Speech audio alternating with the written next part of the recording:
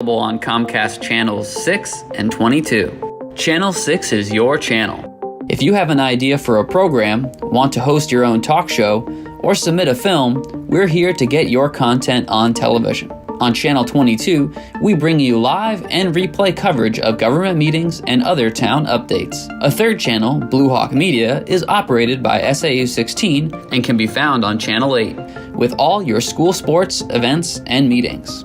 You can watch Exeter TV online at exeternh.tv, Apple TV, and on Roku. Find us on social media for extra content. Subscribe to our YouTube channel and hit the bell to get notified about live streams and new content. Tune in to our platforms every other Friday to watch the Exeter Biweekly Report with recaps of recent events, updates from town departments, and messages from nonprofits in your area. If you head to our website, exeternh.tv, we invite you to sign up to our newsletter to receive monthly updates about new content, upcoming meetings, and more. We'd like to thank you for taking the time to watch Exeter TV and hope that you tune in to our other content as well.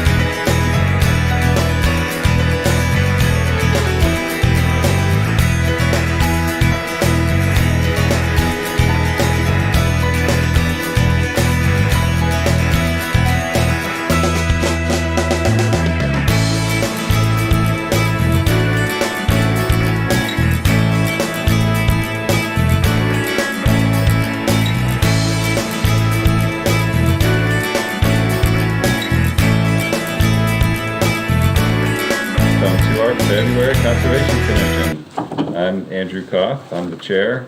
We'll start with our members present in person and then we'll go online. We'll start where I'm glad to see Mr. Bill Campbell, who needs no introduction, down at the end. So welcome back, Bill. Good to be here. And then we can just go around and introduce ourselves. Okay, Sean Torres. This is my first meeting today. Just joined a couple weeks ago. Yeah, thank you, Sean, for joining. We're excited to have you here, and we'll get you up to speed on all that's going on. I know I was impressed. It sounds like you actually read some packets and did some homework, and so you're off to a strong start. We don't have a lot this week, but I'm sure there's a lot more exciting work for you to do here. I'm Valerie Fanger. Kyle Welch. Trevor Matera. Nick Campion. Dave Short. Kristen Murphy, Conservation and Sustainability Planner for the town. And Nancy Belanger, Select Board Representative. Okay, and then online, Michelle Crapo. hi, Michelle. And is there anyone in the room present with you? No. Okay, all right. And that's that. I don't see any public here. We'll move right in. We're going to make this quick tonight, I'm hoping. I've said that before, but we're going to do it tonight. Our first action item is a request for the commission recommendation on the acquisition of a 0.45 acres from 8 Hampton Road. And I believe Kristen Murphy is here going to talk about that. Yeah, so I can give a brief overview. Your packet had a plan in it. And so basically, the area indicated by parcel A is where Planet Playground exists today. It's actually not on town property, but Greg Bisson has been working with the abutter and has negotiated a purchase and sales. And so as you've experienced in the past, whenever the town is considering acquiring or disposing of property that's not for conservation, they need to get a recommendation from the Planning Board and the Conservation Commission, Heritage and HDC. So we're here, or we're asking your consideration or your recommendation for the Select Board on the acquisition of parcel A there, as indicated on the plan. I'm not an expert on the property, but you know, if you've ever been to the Parks and Rec, the rec park, it's basically the entirety of the wooded area up to the stone wall, if you're familiar with what that looks like on site. I did include a proposed motion or a suggested motion in your packet, and I'm happy to answer as many questions as I can. So the existing playground is already there. It is. But, and we have a sort of informal agreement to be able to have that there, or? It's Yes. just we've benefited from Using a private property for Planet Playground. excellent. If you can. Yeah. It was a lease. They lease. leased it 25, 26 years ago. The lease is expired. Fair enough. So we'll own it, and whatever we replace Planet Playground with, well, it'll be on land that we have acquired. Okay. Any other questions? I'll make a motion to suggest that we send a memo to the Select Board indicating that we recommend the acquisition of 0.45 acres indicated as parcel A in the plan, provided entitled Lot Line Adjustment at 4 and 8 Hampton Road. Second. Any discussion? Seeing none, do we need a roll call vote? You do, if Michelle is voting. Okay, so, and we need identified voting members. Right. So why don't we have enough in-person voting members? Does that make it more Yeah. straightforward? Yep. So one person I'm wouldn't. going to do the voting. I've voted in the past enough. I think You Sean make should seven. vote. John's gonna vote. If you would like to vote, John, you can. Okay. Well, if you're okay with that. So everybody but Bill will be voting members for this, And Michelle. and Michelle will not. Okay, so there'll be a, Am I voting too? so that includes you. Oh, okay, all right. If that's okay. Yeah, yeah. Okay, all right, so we're gonna go do the roll call vote, which is different than just everyone saying yes or no. So we'll start down and we'll say Dave Short. Will say it, or I should? I am saying Dave Short, and then you, isn't that how we do this? Yes. And then you say aye or no, Yes. or yes. Nick, Yes. Trevor, Aye. Andrew Koff, aye. Kyle Welch, Kyle. aye. Valerie, Aye. Sean. Aye. Okay, the vote passes 7-0. All right, that was good enough. Gotta keep me on my toes. We had to do that throughout the COVID session when we were hybrid or fully remote, and it got confusing. We got pretty good at it at one point, but it feels like a long time ago now. This is wrong. All right, number 2, the seed library. Yeah, sorry. There is, I was approached by a Phillips Exeter Academy student who's super passionate about pollinators, and she wanted to do some sort of project. It's sort of a project that's required for one of her courses. The course is taught by Sydney Goddard, if you're all familiar with her. She had a couple different ideas, and I know when Ginny was on the Conservation Commission, in the early days of our involvement with pollinator pathways, we did have a seed library at the library in the children's room, with packets where anyone from the public could come and grab some free seeds and go plant them on their property. But we really didn't keep it up, and so I had proposed this project for the student Holly, and she was very interested in kind of resurrecting the seed library. This time it'll be a little bit more formal. Before it was just sort of baskets and a flyer. So what I'm proposing is to purchase some wooden boxes with drawers in them, and then she would decorate the outside of the box. And we have a ton of seed left over from the seed swap that happened in the fall, a copious amount. So I went over to Kingston and got a grocery bag full of free native seeds, and she'll be packaging them up into individual envelopes, labeling them and putting them in the library. We secured permission from the library, so they're on board with it. And so before you tonight, in addition for just your general support for the project, I'm also asking for an expense authorization up to $100 from the Conservation Land Administration, and that would fund the purchase of the wooden boxes and envelopes. And wooden boxes, envelopes, and index cards, I think. Yeah. And then my hope is so this class finishes up at the end of the month. And I know we have a ton of things happening in the Conservation Commission and other boards at the end of February, but I'm hoping to kind of have an announcement on Facebook and send something to Bob Glowacki so that the public's aware. Winter's a fabulous time for sowing native seeds. It's really important for native seeds to be outside in the cold. A lot of them require cold hardening in order to bloom or sprout in the spring. So it's really a good time to kick it off. Do we have a list yet of the seeds? She will be putting together a list. Because we're running out of cold weather. I know, but she has to finish it by the end of the month, so. Oh, we're good. okay. Yeah, we're good. It'll happen. Yeah, I'd like to see the list when it's done. Okay. Yeah. Sure. Yep.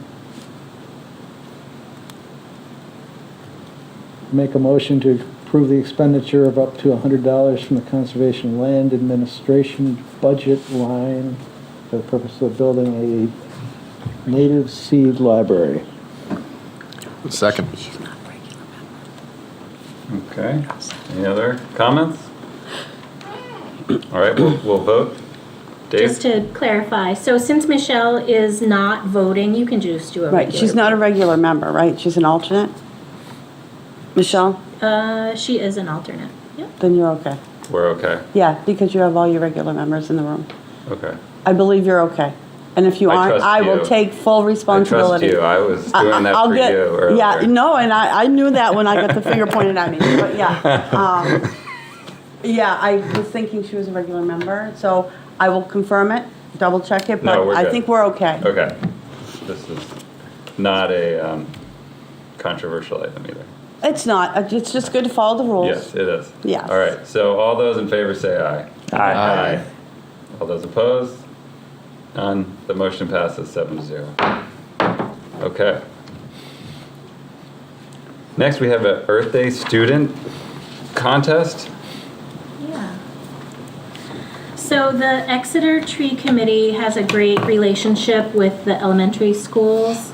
And both schools have what's called a green team, which is kind of like the environmental club.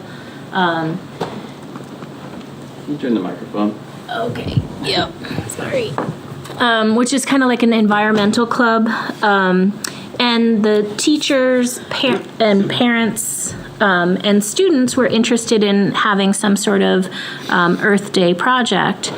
And so last year, I think it was last year, we had a big tree scavenger hunt for the kids. And so there are a number of trees, I think 5 in Exeter, that are designated as New Hampshire big trees, meaning they're the biggest of their species, either in the county or in the state.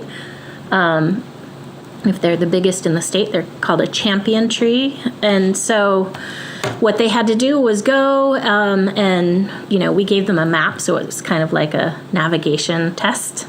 They had to go and take their picture with the tree, and then they were entered into a contest for our stickers, our Exeter Trail stickers. We didn't get a whole lot of participation, but this time around, that was sort of driven by the tree committee. This time around, it's more of the green team who's trying to promote this, so it's students trying to promote this program. And we thought maybe a better prize would help as well. And so instead of having all 5 trees on there, we're just going to do a few. And then when students go, they have to take a picture of themselves hugging the tree, submit the picture, and they'll be entered into a drawing. The Arbor Day Foundation has some metal water bottles. And so the funding, the purchase request is to fund the purchase of, I think I did 3 metal, or no, it was 4 aluminum water bottles, and then there's some other smaller things like Arbor Day, plant a tree sticker or something like that. So that's what the funding request is for.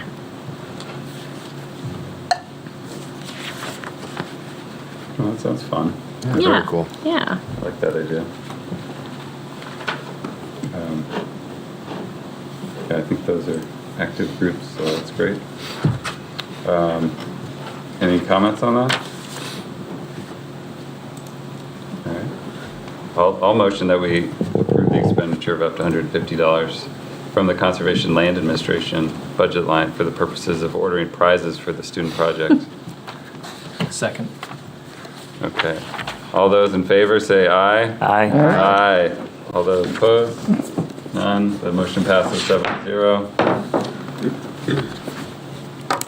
Item 4, we have a sustainable film series. So this was another Academy student who reached out to me. Yep. Andrew, I had been thinking I would love to have a 4-season film series where you have a movie, but then there's some sort of action that you can do that matches the theme of the movie, just to sort of promote taking individual action toward climate change or sustainability. So when Andrew reached out to me, he really was super flexible in ideas. So I was like, how about this? If you, I explained the goals of the film series, and I said, what if your project was coming up with a theme for this activity, a name for the film series, and you do the first flyer and promote the first film. And so he picked fast fashion, so it's, cheaply made clothes and all of the environmental effects about that. And so the actionable item is donating clothes to HelpSee to make the HelpSee program more well known. And so the film he chose was Alex James, who's, I think is he from Blur or some sort of, he's one of the band members from Blur or some band like that. So it's Alex James slowing down fast fashion, and the goal was sort of a positive film. So it gives it, it's not a doom and gloom and all scary images of the collapse of the building in Bangladesh. It has clips of that, but it's not like focused on environmental hazards. It talks about it, but it has a more positive spin. And so we've really been struggling. Also, this class ends at the end of the month, so we really have been struggling to, one, secure permissions for the film. He was thinking he could just use his Amazon Prime account.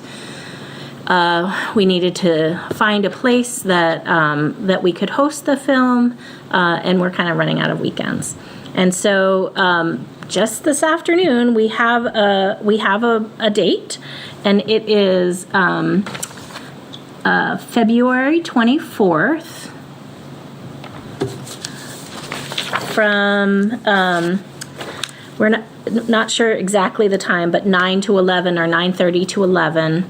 And the location will either be at Phillips Exeter Academy or the library. And I'm hoping all this comes together tomorrow so that we can get it in the bi-weekly report.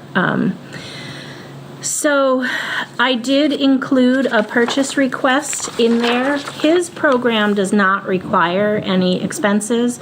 The Academy actually paid for the viewing license, which was fantastic because it was an Academy student project, and they give permission for you to view it either on site or at our library, at the public library. But looking ahead, the next one in the series that I would like to do is something related to the rain barrel program. So the Conservation Commission in the past would hold a rain barrel program in the spring where they'd put money toward it and people could buy rain barrels at a discount. It worked great over the years, but then Public Works reached out because they actually have these available barrels from the water treatment facility. They clean them up, they pre-drill them, and then they have a parts list, and you can go to RJ's and buy the parts to convert these barrels into a rain barrel. And so the funding request before you tonight is to fund up to, I forget how many, sorry. 10. Up to 10 kits, so that the first 10 people who sign up for the next film, and I haven't picked the film yet, and I would love feedback and maybe someone to help me with it,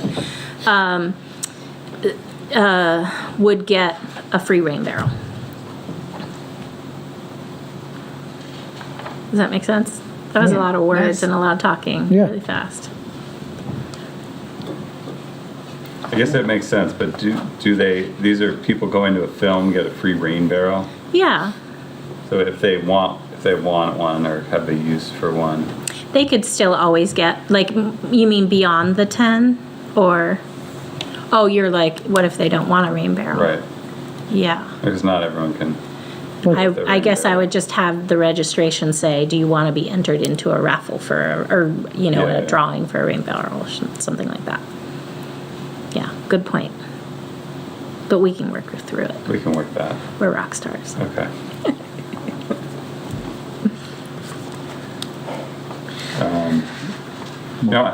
I think I'm okay with it.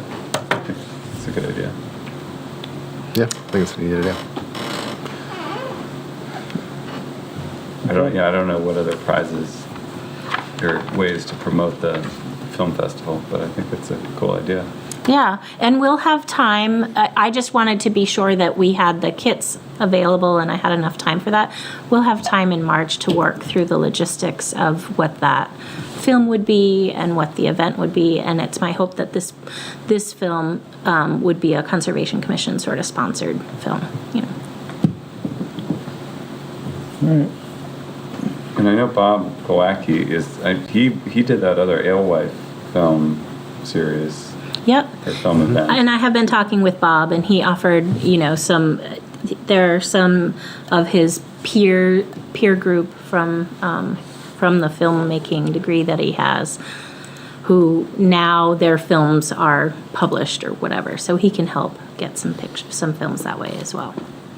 And the library, through this process, I learned that the library also has a license. But it's hard because a lot of the films, like the fast fashion or slowing down fast fashion film, was kind of like an indie film, and a lot of their licensing doesn't cover like the smaller, you know, it's like, I don't know, Pixar or I don't know what, but. But I was kind of thinking the Before the Flood film. I don't know, the Leonardo DiCaprio film, if you've heard about that. But we can work through that later. I don't know. I'll have to watch. So this one's a little pricier, and it's up to $500 for the rain barrel kits. And we have plenty of budget. I mean, typically we have a little left over, but. Yes, And we've always yes. we've typically allotted something similar to this for rain barrels. Yep. And I tend to wait to, you know, obligate funds until later in the year just to make sure we can cover, but then at the end of the year we're kind of always scrambling, and so trying to be better after 18 years or 14, I don't know, however many years, maybe I'll figure this process out. Okay. I'll approve the expenditure of up to $500 from the Land Conservation Administration budget line item for the purposes of ordering kits to outfit 10 rain barrels. Second. Any other discussion? All those in favor say aye. Aye. Aye. All those opposed? None. The motion passes. Okay, so those are our main action items. Do we have any other committee reports or things to report out from this past month? Property management wise? Nothing property management. I was going to say on the trails, Yeah. It looks like they're getting close to wrapping up. The Watson Road lot is no longer an active construction zone. And they're still doing a little bit of work from the Captain's Meadow end, or Captain's Way. But I've got to believe they're almost done there also. Yep, she said she thinks about 2 weeks they should be completely Yeah, I took out a of drive there. up there, and it looks like they were pretty much wrapping it up. Yeah, and they have been really good. I did start reaching out because I felt like, you know, I had thought it was the end of January, and so they've been giving me weekly updates on the project. So Yeah. I feel like they're trying really hard to get out of there as quickly as they can. But so this, Sean, this is for the power line company was doing some pole work and it involved conservation land and partial closure. You might be a trail user, but partial closure of trails. And so I'm this very is familiar with the whole thing. Been through there a lot lately. I have a question though. Yeah. So a bunch of people have asked us, and I guess maybe this is the place to ask.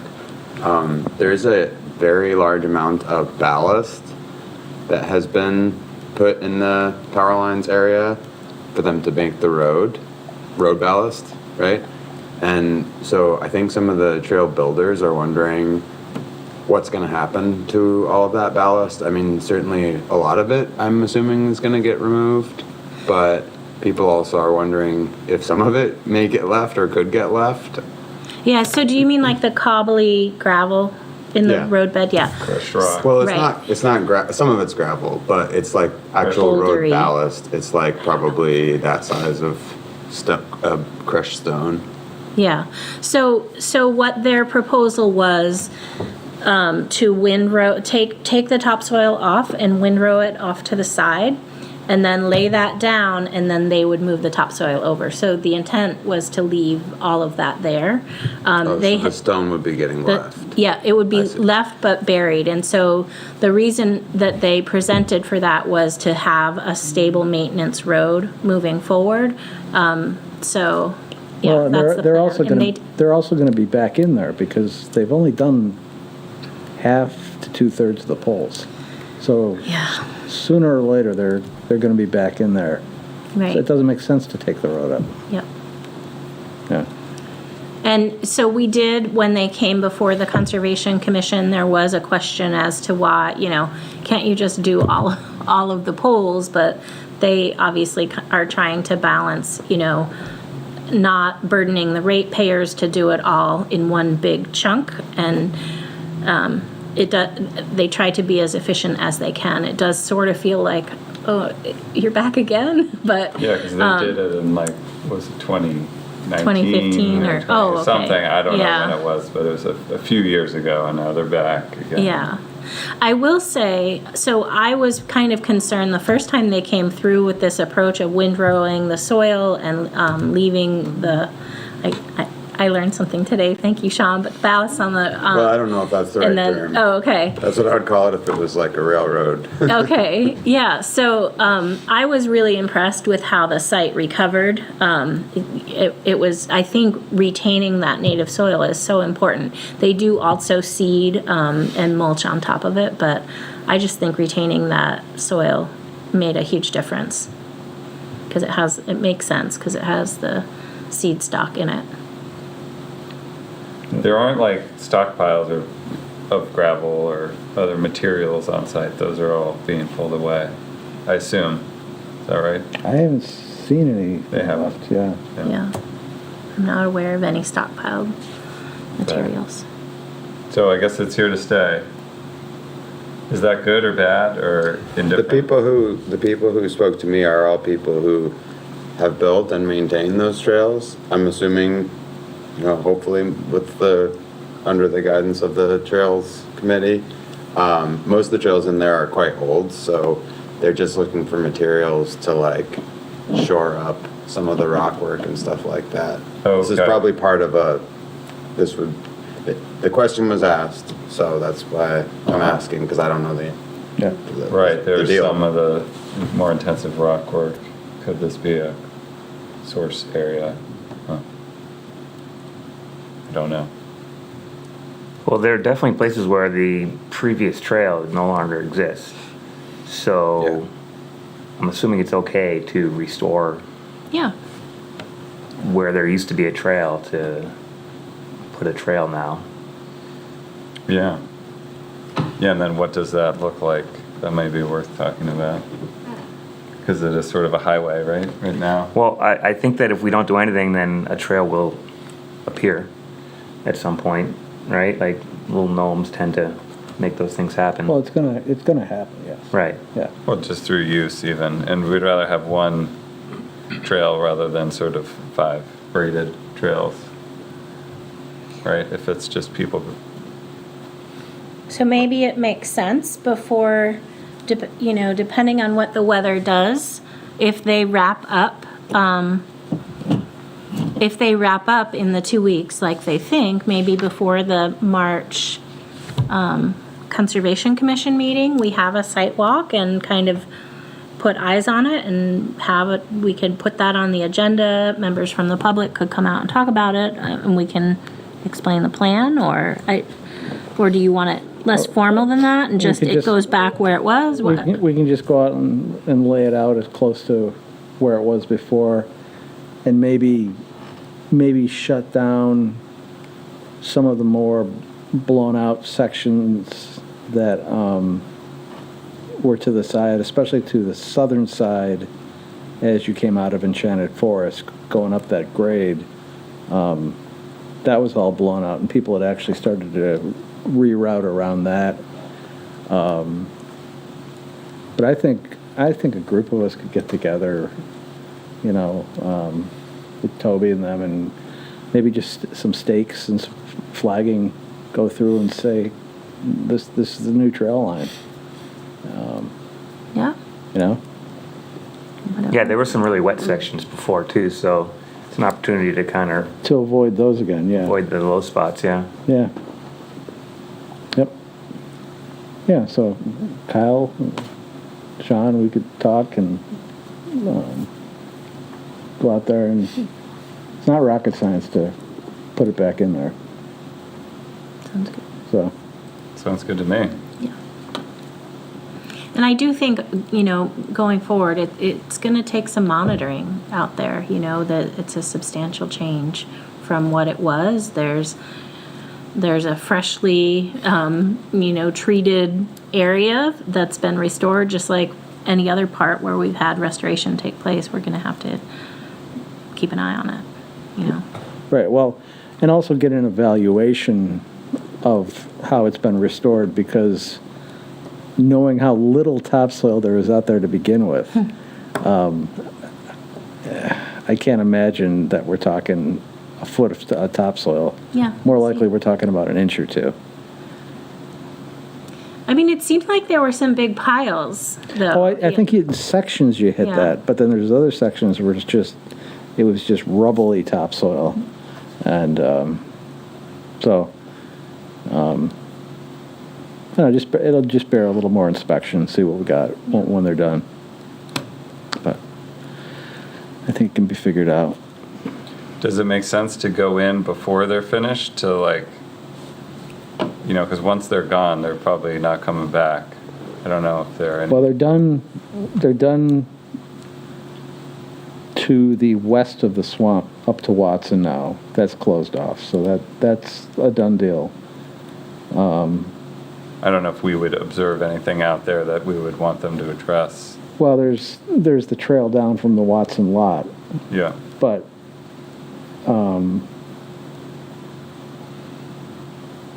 so we might want to make sure we define what we want used for the trail, whether it's the new road bed or the old trail that used to be there. Take a look at that. And then we could also take a look prior to them pulling out. I mean, I'd be happy to run up there this week, take a look prior to them pulling out and seeing exactly what it looks like on the east side. Yeah, so I guess the one thing is the road, and then the other is the wetland impacts, because they put down all the timber mats and all that, and then what does that look like now? But keep in mind, it's not a growing season. It's not a right? growing So, season, it's frozen, so It's gonna look it's gonna look rough. raw. Yeah. So yeah, we don't need to bother with that, but. Okay. So we'll work on trail restoration. That's redefining the trail through there. But sounds like we got a plan there. Yep. All right. And you had Sean's email in the Yep. In the meeting, yeah, which I didn't get this time again. I forwarded it separately to you. Well, maybe I did see that. Well, but then it wouldn't have had anybody else's email. You should see it down below, but I will happily connect you We all can by email. do that. Yeah. So you, Kyle, and Sean, I'll connect you all by email. Okay. To have each other's contact info All right. to coordinate relocating or replacing the trail. Okay. All right. Anything else on trails? There were some good trail days out there before it warmed up. But do I mean, is the rug park property? you want to talk about the rug? Well, I went to the Yeah, go for it. meeting, the town meeting, and so the Exeter warrant article, it received really favorable comments from everybody. There was nobody really had any objections to it being in there. which is easy because all we're really doing in Exeter is just approving the concept basically, and asking the select board to pursue any avenues of funding that can kind of reduce the costs to the town, should Newfields approve it in their election this March. Nancy, is now that we're halfway through February, is town council anywhere closer to getting Town the, select board? well, no. We're not a council. No. Oh, you the- mean the attorney? The attorney, yes. Legal counsel. Yes, It's still in the works. because That's all I can it was say going to be right now. it was going to be the end of January. We have shared information with the rugs, and so, Okay, so that's, Yeah, it's so- proceeding. Yeah, I was asked to not really talk too much about it, other than Oh, to no. say it's still in the works. I mean, the timing is really can't be controlled. So, yeah. Okay, Unfortunately, that's the reality of these things, the situation, so. yeah. As soon as we have anything finalized, if we do, hopefully, then Kristen will announce. Mm-hmm. Okay. Okay. Anything else on that? and then just my understanding from the Newfield side, is that so they had two citizens petitions on their, ballot. One of them, which was sponsored by the, the project team and the local groups, that was supported by the property owners. And then a second one that was, and the first one is to actually bond money for the purchase. And a second one that was more along the lines of to study and consider, similar to what Exeter is doing. At their deliberative session, they did pass the original one, the first one, and for the second one, the original petitioners did not speak to it. There was some, I don't know, none of the 25 signatories spoke to it. Excuse me. Ooh. They didn't sound like they were even aware of it. Yeah, and until so- it was there. And so there were people who were proponents. It was discussed that the rugs were not supportive of the second citizens petition. And as property owners, there was some concern over, what happens if that fails and the property owner doesn't even support it. And so someone made a motion and it passed to amend the second citizens petition to say, basically, the property owner is not supportive of this petition or this article. And so it sounded like it was a very, very strong turnout. It was kind of standing room only there. So we'll see what happens. Yeah, think they they're- did talk about maybe having to clear some people out of the room because they were concerned. I just emailed the link to Kristen, if anyone's interested, to forward it on, because I don't have everyone's in here. But the meeting minutes, the draft meeting minutes from it, so I looked for them this morning. Yeah, it was pretty overwhelming support.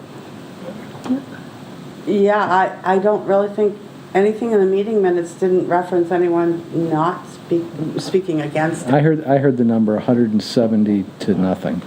Yeah, Wow. yes. Yeah. Yeah, so there was concern for, as Kristen said, for the second, I think it was number 4. And I need to find out how that works because there's no indication of who put number 4 in, and a citizen's petition is supposed to have Names. names. Yeah. So it was kind of an odd thing, but I don't know the legalities behind that, so I can't wait to find out. Always learning something new. Okay. Wow. So now we have our big next date is our town meeting, Yep. which also happens to be our next meeting date for the Conservation Commission. We've debated this a bit, so it's the 12th, March 12th is our meeting. Are we okay with that lining up? I know sometimes people work the polls, like Bill's gone and worked the polls in the past, but it's easiest, I guess, to maintain that date, but we could try to schedule something else if anyone opposes. you're okay with that meeting date, yeah? I'm okay with that meeting date, Okay. yeah. I am. I'm fine. Okay, so we'll just keep that. Oh. Okay. Polls are open 7 a.m. to 8 p.m. so So- people can make their voting plan. Yep. All right. I was Vote going the before afternoon, 7. you know, so. Yeah. All right, we have a few outreach events coming up that we might want to just touch base on here. The full moon snowshoes on the 22nd, which is Thursday, next Thursday night. Have we gotten any signups? No. Okay. And I saw in the packet, you made an alternate meeting date flyer. That was for the 24th. You know, the snow doesn't make people inspired. Oh, maybe I sent you the wrong flyer. That's not what was shared. That's not what's on the website Full then. moon hike. It is what's on the website. It is? Oh, boy. Well, no, No, it's not it's what's posted. It's posted to our Very packet, low. and the packet's on the website, but The next time. it's not, I don't think, what was shared about the event. 2 inches maybe. You're right.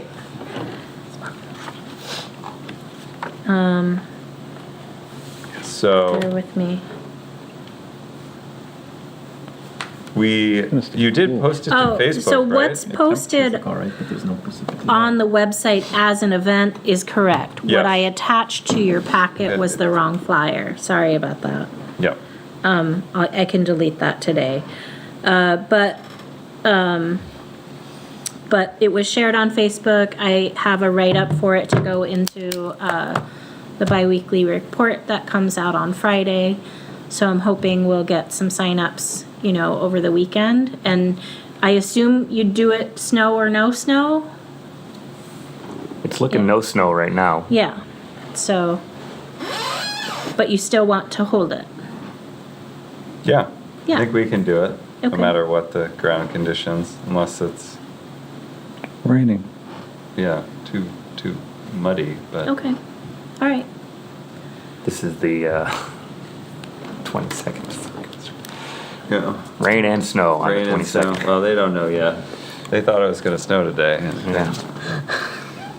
Okay. So sorry about the confusion in the packets. The 22nd is the date.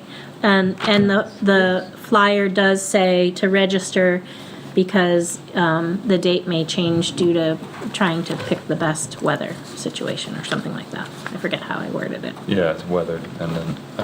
So we could, I don't know if that's creating uncertainty with people, if we should just commit to one date. But let's leave it. I can't do the Saturday if we decide to go to Saturday, but Is that your backyard? Thursday we can do. Field- So, field because it sounds like Kyle and I, we're gonna lead up that event. Yeah. Okay, we can keep talking Looks like a nice. Sounds good. next week. So it'll be at the country club for all our audience. Yeah, typically we've just met at the country club and walked out to the end of the Irvine property at the end of the golf course. It's pretty cool. We just follow that trail straight out, and then we kind of walk back. And I guess depending on the year, we've done some loops down around to, is it Wheelwright Creek? Yep. Very tough on those kids. They make those balls. but- Depending on the group, the night, and the audience, and what they want to do. So we can break up into different groups, or we'll figure it out. They make green. But it's usually a fun event. We've had people from all over in the past, so I don't know why we haven't gotten traction yet, but we will. And then we have the Parks and Rec series. We're collaborating with Parks and Rec on some Exploring Exeter walks, which are 3 p.m. on the dates in the agenda. So that's February 27th. So that's a Tuesday. So these are Tuesday afternoon, March 27th. So it's once a month, basically one day a month. I think, am I signed up to do one? Kyle's also signed up to do a few, it sounds like. Yep. If anyone else wants to lead one, we may continue doing this series into the summer, or Kristen, what's the plan? The plan was 4 Start so with far. 4. Yep, See how it goes. see how it goes. Can you sign up individually, or do you have to sign up for all 4? Individually. Yep. And they're all to different town-owned properties. And that will also, I think David Tuvey is putting together something for the biweekly report on that. Okay. We have the bird contest is ongoing. Yep. Not a lot of participation, not as much as we would like, but people have till April, and you can certainly find a lot of birds in a hurry if you just walk around town a little bit, and encourage anybody that's interested to join in. Just kind of informal and hopefully have some fun. You did a great job, I thought. Delete your app. On the last report, that was fun. Yeah, I did. It was So- good. Good job. Couldn't Getting the word out. Couldn't get the eagle to cooperate, but The eagle is nearby? he's always down there. Yeah, he is. You can find. It's easy to find. You just look for all the photographers. It's usually in the area of the gazebo, All kinds of and confused. he's got a lot of When does fans. the contest end? April. April, end of April? I think sort of we were thinking, yeah, April, beginning of April, and then if we wanted to, we could do one for spring. Well, that's what I was thinking, March and, April and May are some of your best birding months. Yeah, so maybe we'll end it on the last day of March. It's pretty informal, and I think there's only 2 of us participating so far. So There's been four submissions. You, Drew, right? Drew? I Pineapple, need to Betty, and me. update mine. Yeah.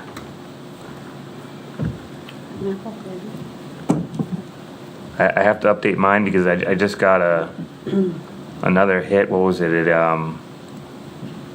The Carolina Red.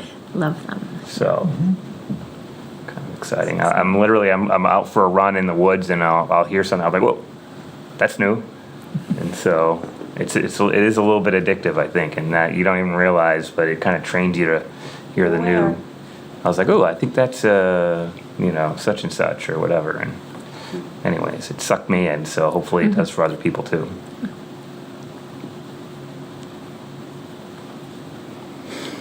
Yeah, it's fun. All right, well, good work with that. We'll keep plodding along. Other committee reports. There's a Pickpocket Dam feasibility study coming up on the 27th, Drew, 6:30. Excuse me, but I'm being waited on. Fair enough. I'll see you guys See you. soon. So, are you going, Good night. any updates, Trevor, on the Pickpocket Dam work that you want to share? Nope, Are you you'll see going? the feasibility study is on 2/27 at 6:30. Okay. I would recommend anyone that's interested to attend. I think it's probably taking place across the street. Yep. Town hall. At town Town hall. hall, yep. Yeah, whichever It's a way, start time that of- away. Yeah, I know. Where am I sitting right now? I'm just not sure about the start time. I did notice today that it's on the website to start at 6:30, but last night at the select board meeting, it was discussed it was gonna start at 7, so FYI, and the report will be available, hopefully, Great. in enough time for people to get through the report before the meeting, but yes. Okay, good to hear. Yeah, Yeah, I've been- that's news to me too. Right, I haven't been given a date on when that will be ready, other than it should be ready before that meeting. Great. Okay. Good. I'm not going to be able, that's school vacation week, but, Oh, actually, yeah, you're right, isn't it? Yeah. So I'm not gonna be able to attend For that, the kids that night. but It's just- if hopefully we- someone can, or it'll be recorded. It will. I did check because I have another event that night, so I'm torn between going to an event in Portsmouth and being here where I probably should be, but recordings are helpful. Okay. Any other committee We have a- reports? We have a tentative date for the Alewife Festival. Oh, yeah. We skipped do, over that. yeah. So we met Monday virtually. Just brought together kind of the committee chairs and past participants. So we had reps from ERLAC or SERLAC there. Denise Pouliot was there from the Kawasek Band of Pennacook and Abenaki, and I think that was it. The rest was just kind of local Exeter committees. We are looking at May 11th, which is the second Saturday in May, the Saturday before Mother's Day. Timing-wise, that roughly corresponds to when the runs have been happening. And this year, there was encouragement to sort of expand participation broader than just the committees. And so the beauty of that is it takes kind of the burden of coming up with content for individual tables. I still hope the committees participate, but hopefully bringing additional vendors, environmental organizations, maybe Prep will be there. Fish and Game confirmed today they can make it, so there will still be the, the hand, the fish in hand display or whatever. And then Valerie has agreed to reach out to local businesses, so kind of following the model that has happened for the UFO Festival, reaching out to local businesses to see if they might want to highlight something at their business and or have a table or something on site. So it's, I would welcome anyone to help pull this together. It's going to be a lot to pull off, but yeah, it'll happen and we'll have fun. And the run has happened, they've cooperated, right? In the past Yeah, year, last so- year was iffy. It did though. We did purchase, if you remember, the Conservation Commission purchased an underwater camera, so Bob and I are working on how to get that in place in time for this event, so that should be exciting. What other things? I don't know. I'm still sort of gelling around the concept, but But the date is firm? yep.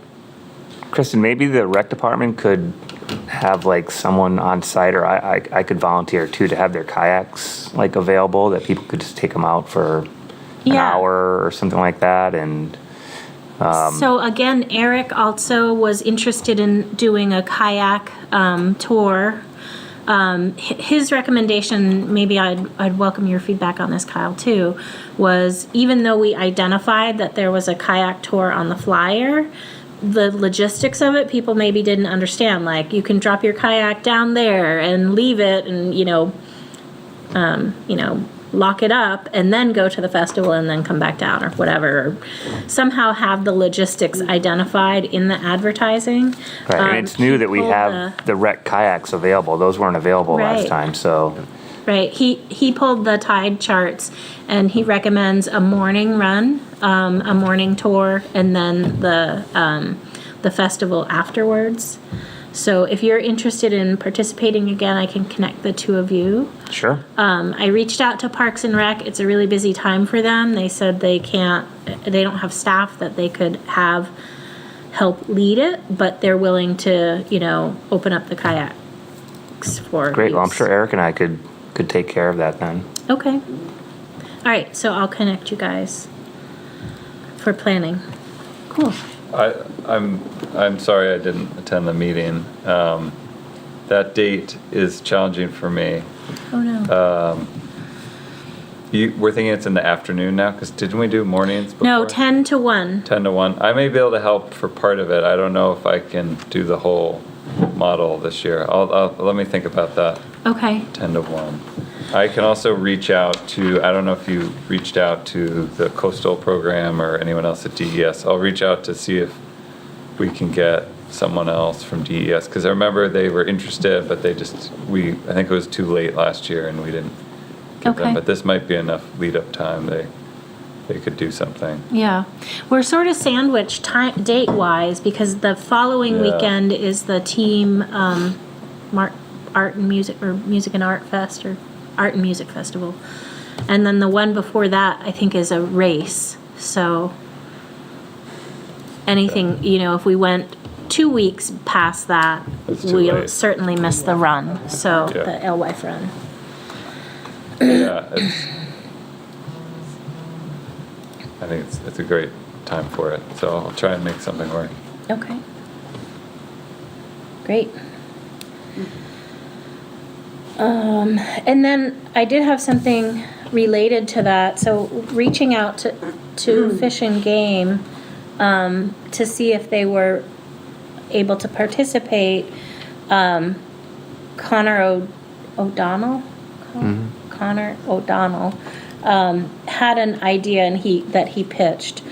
So part of Fish and Game's method now, without a dam present, for fish counts is basically timed counts from the bridge downtown right here at Great Bridge. And in order to really get a strong set of scientific data, you really have to have a protocol to do that. They don't have the staff to pull that off. And so they were wondering, this is a model that's been used frequently in Massachusetts, about having volunteers help with the fish count, which I think could be really cool. Their requirements are 9 10-minute counts, 9 10-minute counts throughout, from 7 a.m. to 7 p.m. spread throughout the day, every single day of the week. It's a heavy lift, from mid-April to the end of May. They said that they could take care of 3 of those, so it would really only be 6 10-minute counts. And so I said I'd mention the opportunity here and kind of gauge some level of interest to see if you think we could rally enough volunteers to pop down to Great Bridge, you know. But how does that work? You stand on the bridge and you... Yeah. Because I've been down there sometimes when it's like teeming. Right. I don't know. So, yeah, I don't know the logistics of it. So the plan would be he would get there would be a training session. He would get volunteers trained up. There'd be a form that you fill out and submit to them. We'd have some sort of online sign-up sheet so that people could take a time slot and make a go of it that way. I don't know. I feel like people would volunteer to do that. You do? I do too. But every time I say that, nobody shows up. So. I know, but we just keep trying, right? Yeah, I will so do it if nobody else does. Is there, I know there's the green team at the elementary school. What about the high school? What do they have? Yeah, so they do have an environmental club, and we connect I've connected with them through the energy committee, because we have 2 members who are in that, and we did a cleanup in last year with them. So I think we could in my mind, I think we could get volunteers from the public, from the high school, and the academy, I think. That was my next suggestion. And then I can help in the mornings, but I'm away during the day, and nights are pretty full with meetings. Yeah, and then I thought it's something we could advertise on Nature Groupie. You know, that could be another resource to get volunteers participating. I know it's a crazy time of the year, and anything around Earth Day terrifies me because everybody wants to do something. You know, it's spring and everyone's eager, and you know everyone wants to head out. But I really feel like we could pull it off. I think that would be such a cool way to really truly celebrate the river restoration, like people taking part of the data collection. So, what do you think? Maybe? Yes? Give it a go? Yeah, I would. First of all, I think you're on the right track of going well beyond just sort of the bounds of whoever's going to sign up, like through the Concom website. I think Nature Groupie. I'm thinking like UNH. I know some of the professors that work fish down there. Like, we'd have to go pretty far and wide, I think, to fill that many slots. But I know there's also like a a thirst for citizen science like this too, and especially if Fish and Game is sort of going to, take the lead and sort of train those protocols, and we just have to find bodies that are willing. I think that's doable. And I do think that I can cover. I'm right here, at least during the workday. So if there's gaps or something like, I could easily take one shift a day and fill gaps if needed. So I think we could make it work. Are there age requirements? I don't Like, know. Can children do it? I mean, I don't know. Maybe with an adult. Like, I don't know. I don't know what the protocols are. Can the children count? No, I'm kidding. It just seems like there's always kids who have requirements they need to meet for school or for scouts. Yeah. Or Yeah. whatever. I I'm not talking about 4-year-olds. Yeah. No, I get it. 10-year-olds maybe. I mean, I think definitely high school age certainly could. Yeah. And maybe younger with a parent or an adult or something like that. Or maybe, there's a way for a teacher. I did have a teacher who reached out to me. He's very interested in the dam removal process, and he's at a charter school here. Seacoast? I don't, not Great Bay. Right. I didn't want to say the wrong name. Nope, you didn't. And so, maybe he would have his students come. I don't know. I think Maybe it's worth organizing a meeting with them, yeah. because we don't really know. It sounds like we have in a sense, but it'd be worth talking through some of these details. Yeah, absolutely. And he literally this afternoon Oh, yeah. pitched it. So as someone that professionally reports on those numbers too, I would love to have a conversation with Connor and see Yeah. what this is about. yeah. Right, because those are important. Fish counter. Yeah. Those are important numbers, But I think it's a cool and idea. it sounds challenging to count. Yeah, So we've always That was wondered, my how do first challenge, how do they but count? it's That's been a fine. question. it's definitely a challenge to count, but at the same time, I think pushing more of these opportunities for very formalized citizen science opportunities that for the science that we're actually using, I think is absolutely the direction we need to move in. So I'm fully supportive of that, but I'd love to hear more of how he's going at this, especially if Massachusetts is doing this in a couple of places. I'd never heard of that. I knew we were having a challenge since the dam came out, but it's cool that that Fish and Game is thinking of going this way. Okay. All right. So I'll give him that feedback and suggest we do some sort of joint planning meeting to talk through the logistics. Cool. It's fun. Okay. So I know we talked about it in the, main part of the project, but I just want to get February 24th on your calendar too for the film event. If it would be really good to have a decent showing. He's put a lot of work into the project, and I hope it's successful. Yes, we got a busy few weeks here. It's crazy. Yeah, you do. Huh. It's crazy. Yeah, lots happening between now and our next meeting. Right, yeah. So February 22nd for the snowshoe, February 24th for the film festival, February 27th for the Pickpocket Dam feasibility report, And a walk exploring Exeter. and the 27th for the Exploring Exeter. Yeah, so I guess that first at 3. Is there a time for the film festival? Is there a time set? 9 or 9:30 in the morning. And it's an hour-long film, and then we'll just have a Q&A and kind of an overview of the HelpSee program.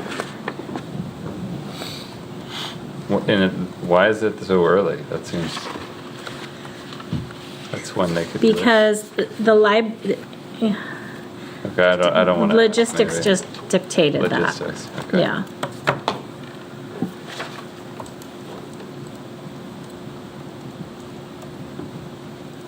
Okay, so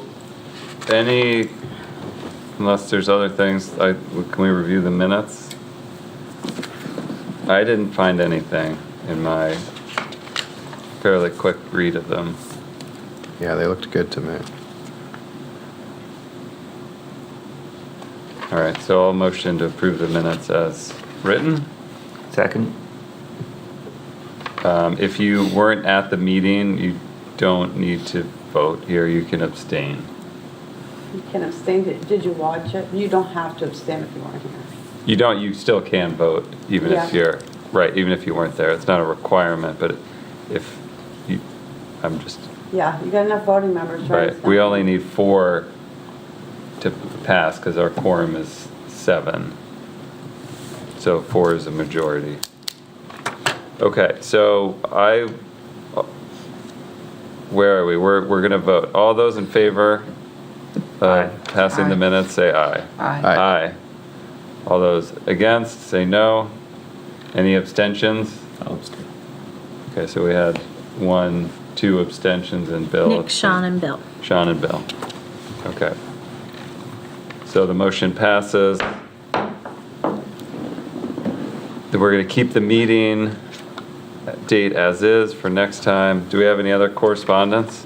No. No. Okay. The only thing I wanted to say before the meeting ended was one thought, is that April is usually when we discuss officers for the commission and everyone's roles. Somehow I've been chair for the last 4 years since COVID started, and it's time for me to step down, let someone else take over. So if anyone is interested in being the chair, I would urge you to think about it. Anyone in this room, seriously. So, and that'll mean we can have new vice chair. I think it'll be good to rotate out, get some new leadership for everyone's sake. Okay, so that's my thought of the moment. We don't need to do anything with that right now, but I just wanted to warn people that was coming. And other than that, I'll motion that we adjourn. Second? All those in favor? Aye. Aye. All those opposed? None. We are adjourned. Thank you for tuning in to Exeter TV. Exeter TV is the town's public and government access channels, available on Comcast channels 6 and 22. Channel 6 is your channel. If you have an idea for a program, want to host your own talk show, or submit a film, we're here to get your content on television. On Channel 22, we bring you live and replay coverage of government meetings and other town updates. A third channel, Blue Hawk Media, is operated by SAU 16 and can be found on Channel 8, with all your school sports, events, and meetings. You can watch Exeter TV online at exeternh.tv, Apple TV, and on Roku. Find us on social media for extra content. Subscribe to our YouTube channel and hit the bell to get notified about live streams and new content. Tune in to our platforms every other Friday to watch the Exeter Biweekly Report, with recaps of recent events, updates from town departments, and messages from nonprofits in your area. If you head to our website, exeternh.tv, we invite you to sign up to our newsletter to receive monthly updates about new content, upcoming meetings, and more. We'd like to thank you for taking the time to watch Exeter TV and hope that you tune in to our other content as well.